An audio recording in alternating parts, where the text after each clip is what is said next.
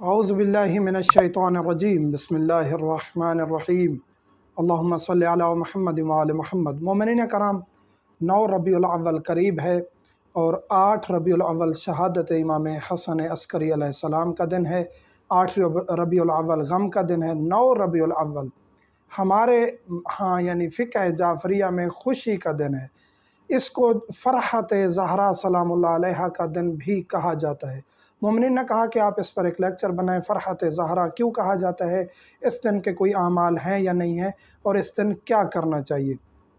یہ ایک تو پہلی بات یہ ہے کہ فرحت زہرا سلام اللہ علیہا کا دن اس لیے ہے کہ اس دن جناب زہرا اور ان کی اولاد کے دشمنوں میں سے ایک دشمن، ایک قاتل کے قتل ہونے کا دن ہے۔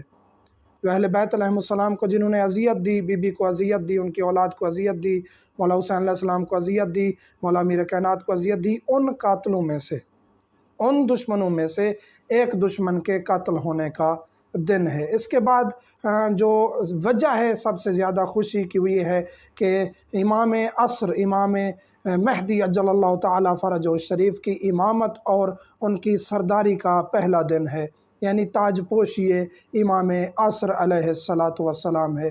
تو یہ خوشی کا دن ہے 9 ربیع الاول۔ اس دن مومنین کو، اس دن اعمال کوئی سپیشل اس طرح ذکر نہیں کیے گئے جس طرح نماز روزہ ہے، ویسے آپ روزہ بھی رکھ سکتے ہیں۔ اس دن کوئی حرج نہیں ہے، قربتاً اللہ کی نیت سے قضا روزہ۔ باقی آپ اس کو جو ہے اس دن آپ شکرانے کی نماز بھی علیحدہ سے 2 رکعت نماز شکرانے کی پڑھ سکتے ہیں کہ ہمارے وقت کے امام کی تاج پوشی اور ان کی جو ہے امامت کا دن ہے۔ اس کے علاوہ آپ جو ہے جو روایات میں ذکر ہے وہ یہ ہے کہ اس دن صدقہ دیں، اس دن کے صدقہ دینا جو ہے وہ آپ کے بڑے بڑے گناہ معاف کر دیتا ہے۔ اور اس دن کے دیگر کچھ جو اعمال ہیں وہ یہ ہیں کہ مومنین کو مبارکباد دیں، دعوت دیں، مومنین کو اچھا کھانا کھلائیں، مسکینوں کا، فقیروں کا خیال رکھیں۔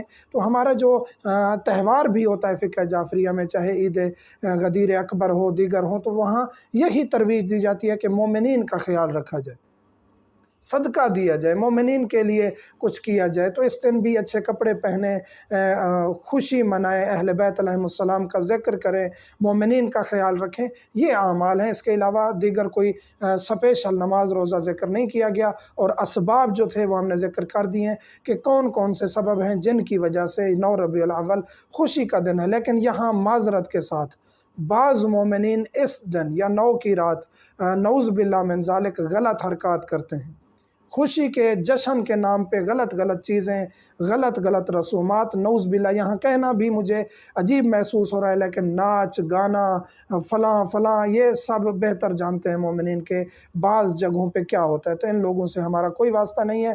فقہ جعفریہ کے ہر شخص کی ذمہ داری ہے گناہ کبیرہ سے بچے، جشن یا عید کے نام پہ کوئی ایسی خرافات نہ کرے، کوئی ایسی چیز نہ کرے جس سے مسلک پر دھبا لگے یا توہین ہو۔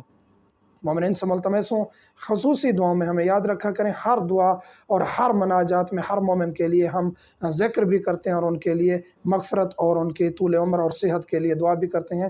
والحمدللہ رب